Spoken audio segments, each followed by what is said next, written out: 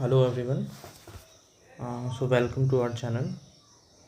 सो आज का टॉपिक हमारा जो है स्टील स्ट्रक्चर से है, जो कि एक मोस्ट इम्पॉर्टेंट टॉपिक है जो कि सेमेस्टर एग्ज़ाम में भी बहुत हेल्प करता है, और जो भी इम्पॉर्टेंट AEJ एग्ज़ाम्स हैं, ESC एग्ज़ाम्स है, उसमें भी इससे रिलेटेड क्वेश्चंस रहते हैं, कन्वेंशनल क्वेश्चंस रहते हैं। ठीक है। और जनरली हम लोग गलती ये करते हैं कि मैंने भी किया था अपने सेमेस्टर टाइम में, कि इस फॉर्मूले, जो फॉर्मूला है ब्लॉक शियर फेलियर का, इसको जनरली मैंने रट लिया था। सब जनरली वही करते हैं उस टाइम पे। सो मैं आज आपको बताऊंगा कि बिना रटे हुए इसको आप समझ के, एक बार आप समझ लोगे इस वीडियो में, जो भी 3 4 5 मिनट का वीडियो बनेगा उसमें आप अगर इसको समझ लोगे तो आपको रटने की ज़रूरत नहीं है। आप लाइफ टाइम के लिए इसको अपने पास, अपने थॉट्स में रख सकते हो, इसको भूलोगे नहीं जल्दी से। ठीक है। सो स्टार्ट करते हैं हम लोग। इसमें कुछ पॉइंट है, 3 4 पॉइंट है, वो हम लोग को पहले ध्यान रखना होगा। जो बेसिक्स हैं स्टील स्ट्रक्चर के, वो ध्यान रखना होगा, उसी से ये डिराइव हो जाते हैं सारे फॉर्मूले। तो कुछ इम्पोर्टेंट पॉइंट्स हैं।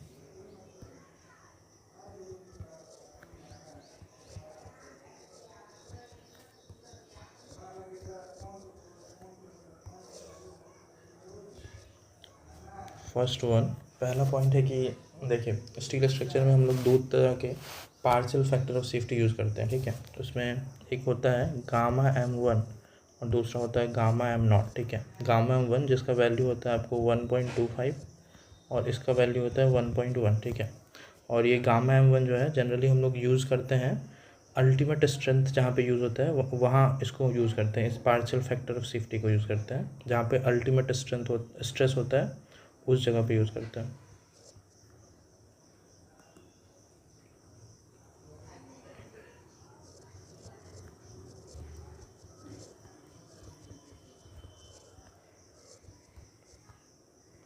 अल्टीमेट स्ट्रेस के साथ हम लोग इसको यूज़ करते हैं। अल्टीमेट स्ट्रेस को जनरली FU भी बोला जाता है, FU बोलता हूँ। ठीक है। और ये गामा M0 जो है, इसको हम लोग ईल्ड स्ट्रेस के साथ यूज़ करते हैं।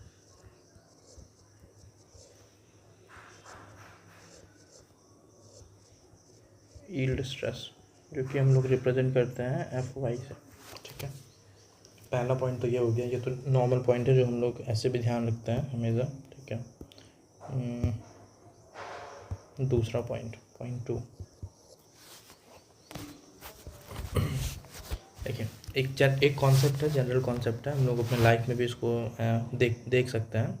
जो वीक थिंग्स जो होता है, जो वीक चीज़ होता है, जो कमज़ोर चीज़ होता है, ठीक है, वो जनरली ईल्ड करता है। ठीक है।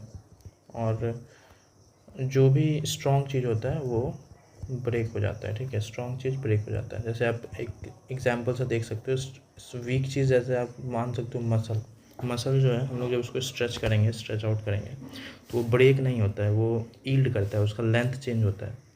तो वो वीक है तो इसलिए ईल्ड करता है। ठीक है। स्ट्रॉन्ग जैसे कि हमारा बोन है, बोन स्ट्रॉन्ग है, उसको हम लोग अगर उस पर स्ट्रेस लगाएंगे, उसको खींचेंगे या फिर प्रेस करेंगे, तो वो अपना शेप चेंज नहीं करेगा, वो नेक शेप चेंज नहीं करेगा, वो रप्चर हो जाएगा, वो ब्रेक हो जाएगा वहाँ से। ठीक है। तो ये ध्यान रखना है, वीक चीज़ ईल्ड करता है, स्ट्रॉन्ग जो होता है, जो स्ट्रॉन्ग थिंग्स होते हैं वो रप्चर करते हैं। ठीक है। दूसरा पॉइंट हो गया। तो थर्ड पॉइंट इज, तो ये 3 4 5 पॉइंट है, उसको ध्यान रखना है। वो 5 पॉइंट हम लोग अगर ध्यान रख लिए तो ये फॉर्मूला जो है ऐसे बहुत बहुत आसान हो जाता है, बहुत ईजी हो जाता है अंडरस्टैंड करने के लिए। ठीक है। तीसरा पॉइंट है जो हम लोग ऐसे पढ़े भी हैं कि डायरेक्ट स्ट्रेस, जब ऐसे हम लोग टेंशन नंबर में डायरेक्ट स्ट्रेस लगाते हैं, लेकिन उसको सीयर इफेक्ट निकालने के लिए, उसका सीयर इफेक्ट निकालने के लिए, डायरेक्ट स्ट्रेस का सीयर इफेक्ट निकालने के लिए हम फैक्टर यूज़ करते हैं 1/√3। डायरेक्ट स्ट्रेस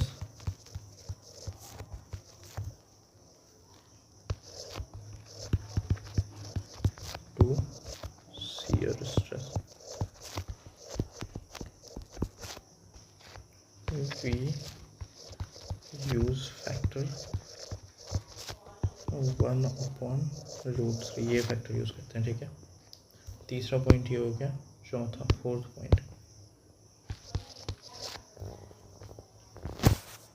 अब जब सडन फेलियर का केस होता है या फिर रप्चर का केस होता है तो हम लोग जनरली 0.9 टाइम्स स्ट्रेस वैल्यू लेते हैं। मतलब जैसे हम लोग डायरेक्ट स्ट्रेस लगाएं और अगर वो सडन फेलियर हो गया या फिर रप्चर हो गया, जब स्ट्रांग होगा तो जैसे हम लोगों ने यहाँ पे बात किया था, ठीक है, तो उस केस में हम लोग 0.9 फैक्टर यूज़ करते हैं।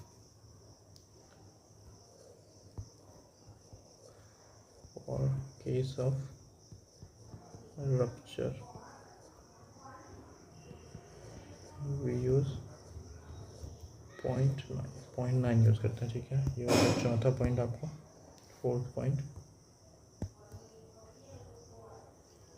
उसके बाद फिफ्थ पॉइंट आप ले सकते हो। फिफ्थ पॉइंट 5 पॉइंट है बस जनरली, कि आप लोगों ने पढ़ा भी होगा नेट एरिया ग्रॉस एरिया का कॉन्सेप्ट।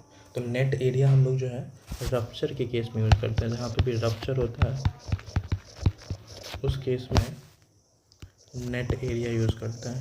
नेट एरिया होता है, आपको जनरली ऐसे देख सकते हो आप यहाँ पे, ये मान लो यहाँ पे बोल्ट लगा हुआ है, यहाँ पे एक बोल्ट ये है, एक बोल्ट ये है। तो नेट एरिया में तो ये तो थिकनेस पहले ले लेते हैं इसका टी, ठीक है। और इसके बाद इसमें से हम लोग ये वाला एरिया बोल्ट का एरिया जो है ND0 इसको माइनस कर देते हैं टोटल लेंथ में से, ठीक है।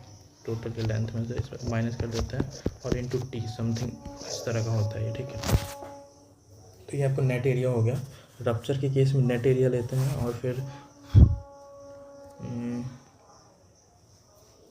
यील्डिंग के केस में यील्ड जब होता है, यील्डिंग के केस में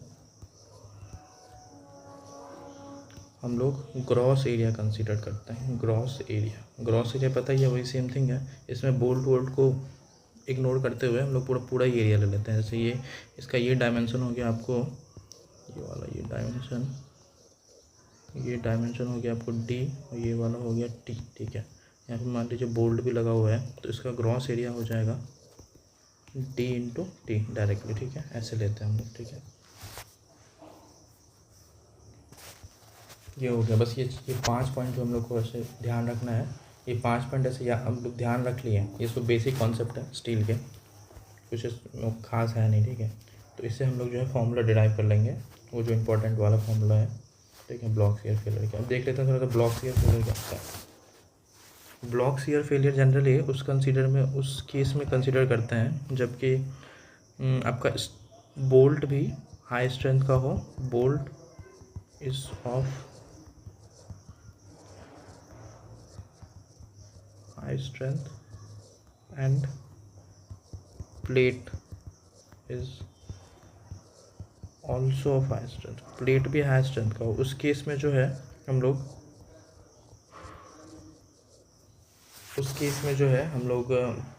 उस केस में ब्लॉक शियर फेलियर जनरली देखा जाता है टेंशन मेंबर में। वो आप देख सकते हो इस तरह से कुछ।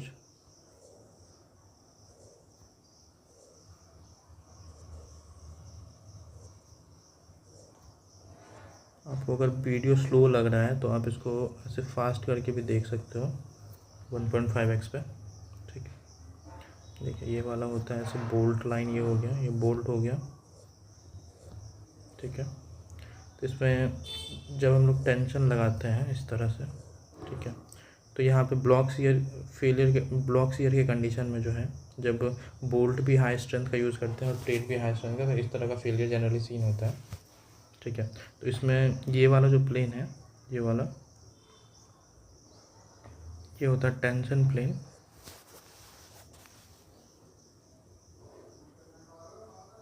ये वाला होता है shear plane. Just a minute. ये जो है अलोंग द फोर्स, जिस डायरेक्शन में हम फोर्स लगा रहे हैं उस डायरेक्शन में अगर है तो वो हो गया आपका, ये हो जाएगा शियर प्लेन, ये वाला। जस्ट अ मिनट, ये वाला हो जाएगा आपको शियर प्लेन, ठीक है। और ये वाला जो है ये आपका है टेंशन प्लेन है।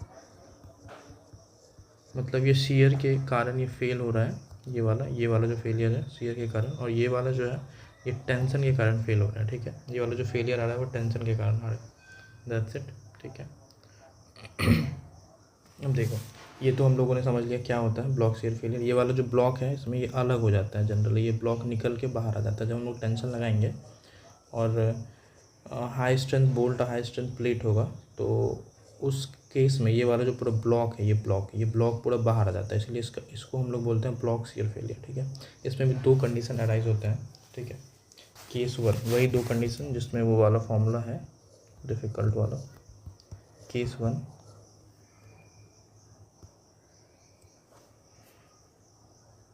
केस वन है आपको जब शियर प्लेन, दो केस होता है। जब शियर प्लेन स्ट्रांग हो, शियर प्लेन जो हम लोगों ने भी देखा था, ये वाला है शियर प्लेन, ये शियर प्लेन शियर में स्ट्रांग हो और टेंशन में वीक हो। ठीक है, शियर में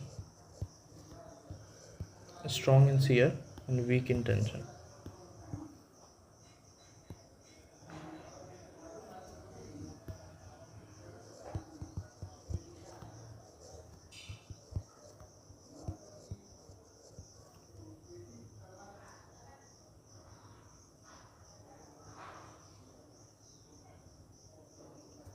स्ट्रांग इन शियर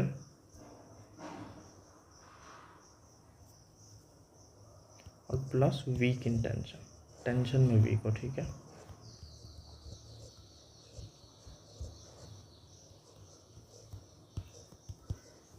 देखिए तो इस कंडीशन में क्या होगा, जब शियर में स्ट्रांग हो, तो जब स्ट्रांग होता है तो हम लोगों ने देखा था क्या होता है, हम लोग क्या यूज़ करते हैं, स्ट्रांग होता है तो वो जनरली रप्चर होता है। तो रप्चर के केस में हम लोग यूज़ करते हैं आपको अल्टीमेट स्ट्रेंथ, हम लोगों ने यहाँ पे देखा था ऊपर। रप्चर के केस में हम लोग इस यहाँ पे छूट गया था ऑलमोस्ट, इसमें इस कंडीशन में यूज करते हैं yield ultimate strength, yield strength, और इस कंडीशन में यूज करते हैं आपको अल्टीमेट स्ट्रेस। ठीक है, इसमें ईल्ड स्ट्रेस है, इसमें अल्टीमेट स्ट्रेस। ईल्ड की कंडीशन में जब वीक होता है तब ईल्डिंग आता है, उस केस में हम लोग यूज करते हैं ईल्ड स्ट्रेस। जब स्ट्रांग होता है उस केस में हम लोग उस कंडीशन में होता है rupture, rupture of the thing जिस पे हम लोग स्ट्रेस लगा रहे हैं, उस कंडीशन में हम लोग यूज़ करते हैं अल्टीमेट स्ट्रेस। ठीक है, तो जैसे यहाँ पे देख सकते हैं स्ट्रांग है, स्ट्रांग है तो क्या होगा, रप्चर होगा। रप्चर में हम लोग यूज़ करेंगे अल्टीमेट स्ट्रेंथ। ठीक है, FY। अब रप्चर के केस में हम लोगों ने देखा था 0.9 लेते हैं फैक्टर ऑफ सेफ्टी। ठीक है, फैक्टर लेते हैं, फैक्टर ऑफ सेफ्टी नहीं, फैक्टर लेते हैं एक्सियल स्ट्रेस को कन्वर्ट करने के लिए, और रप्चर के केस में कन्वर्ट करने के लिए हम लोग 0.9 फैक्टर लेते हैं। ठीक है, और जब ये हो गया आपको रप्चर हो गया तो इसमें होगा नेट एरिया लेंगे हम लोग, शियर में है तो नेट एरिया यहाँ पे लेंगे। ठीक है, और जब शियर है, शियर का फैक्टर हम लोगों ने देखा था √3, 1/√3 होता है, तो ये नीचे √3 आ जाएगा। स्ट्रेस में यूज़ करते हैं, √3 नीचे आ जाएगा। ठीक है, अब यहाँ पे हम लोगों ने देखा था कि दो फैक्टर ऑफ सेफ्टी देखा था हम लोगों ने यहाँ पे कि अल्टीमेट स्ट्रेस के साथ यूज़ करते हैं गामा M1 यूज़ करते हैं अल्टीमेट स्ट्रेस के साथ, तो यहाँ पे हो जाएगा गामा 1। सिंपल सा ये हो गया। और इधर आपको जब टेंशन का केस आएगा, वीक होता है टेंशन में, जब वीक होगा तो मतलब ईल्ड होगा तो ईल्ड में हम लोग FY यूज़ करते हैं, ईल्ड स्ट्रेस यूज़ करते हैं। ठीक है, ईल्ड स्ट्रेस जब ईल्डिंग होगा तो उस टाइम हम लोग नेट एरिया यूज़ करते हैं, जैसे हम लोगों ने ऊपर देखा था। तो यहाँ पे ले लेंगे ATG ले लेंगे। ठीक है, और ईल्ड स्ट्रेस है, ईल्ड के साथ हम लोगों ने देखा था कौन सा फैक्टर ऑफ सेफ्टी यूज़ करता है, यहाँ पे देखो आप, ईल्ड के साथ गामा M0 यूज़ होता है। ठीक है, जहाँ पे ईल्डिंग आता है, ईल्ड स्ट्रेस जहाँ यूज़ करते हैं वहाँ पे हम लोग गामा M0 यूज़ करते हैं। ठीक है, तो ये वाला फर्स्ट फार्मूला हो गया। सेकंड फार्मूला आप देख सकते हो, सेकंड वाला केस 2, केस 1 हो गया, केस टू पहले तो हम लोगों ने एज्यूम किया शियर में स्ट्रांग होता है, अब एज्यूम करेंगे कि टेंशन में स्ट्रांग इन टेंशन। ठीक है,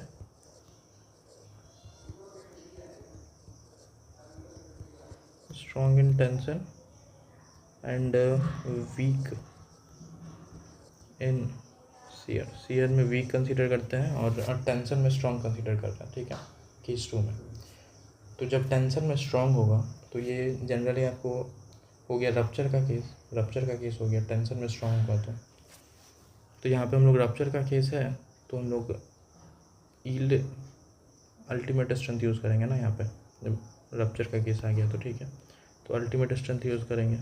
अब रप्चर के केस में हम लोग 0.9 फैक्टर लेते थे यहाँ पे, तो 0.9 यहाँ पे ले लेंगे। ठीक है, जब रप्चर हुआ तो नेट एरिया हो जाएगा, क्योंकि रप्चर के केस में हम नेट एरिया लेते हैं और ईल्डिंग के केस में ग्रॉस एरिया लेते हैं, तो यहाँ पर नेट एरिया आ जाएगा। ठीक है, जब अल्टीमेट स्ट्रेंथ यूज़ कर रहे हैं तो हम लोगों ने देखा था गामा M1 यूज़ करते हैं, तो गामा M1 यहाँ आ जाएगा। सेकेंड थिंग, जब सीयर में वीक होगा तो यहाँ पे यील्डिंग आएगा तो एफ वाई यूज़ करेंगे यहाँ पे, ठीक है। पहला चीज़ तो ये हो गया, एफ वाई यूज़ करेंगे, ठीक है। यील्डिंग है तो हम लोग ग्रॉस एरिया लेते हैं, यील्डिंग के केस में ग्रॉस एरिया लेंगे, ठीक है। उसके बाद सीयर है तो सीयर में फैक्टर यूज़ करते थे हम लोग एक्सियल स्ट्रेस को चेंज करने के लिए सीयर स्ट्रेस में, तो √3 1/√3, तो नीचे √3 आ जाएगा, ठीक है। उसके बाद फिर ये यील्ड स्ट्रेस है, यील्ड स्ट्रेस में हम लोग गामा m0 यूज़ करते हैं, गामा m0 यूज़ करते हैं, तो नीचे गामा m0 लिखेंगे, ठीक है। तो ये केस हो गया आपको। तो ये 2 फॉर्मूले हो गए जो कि बहुत इंपॉर्टेंट है सिविल इंजीनियरिंग पर्सपेक्ट से, ठीक है। और जो है जनरली हम लोग रट लेते थे, लेकिन आई होप कि आप समझ गए होंगे कि इसको कैसे डिराइव करते हैं, और आगे आपको रटने की ज़रूरत नहीं होगी। आप जब भी भूलो तो आप ये वीडियो आके दोबारा देख सकते हो, वैसे तो आप भूलोगे नहीं, एक बार अच्छे से देख लिए तो। और कोई भी आपको डाउट हो इससे रिलेटेड तो आप कमेंट कर सकते हो, ठीक है। तो मैं उस पर रिप्लाई कर दूंगा, और फिर ज़रूरत पड़े तो दूसरा वीडियो भी बना दूंगा जिससे आप प्रॉपर्ली समझ पाओ, ठीक है। तो thanks for watching this video.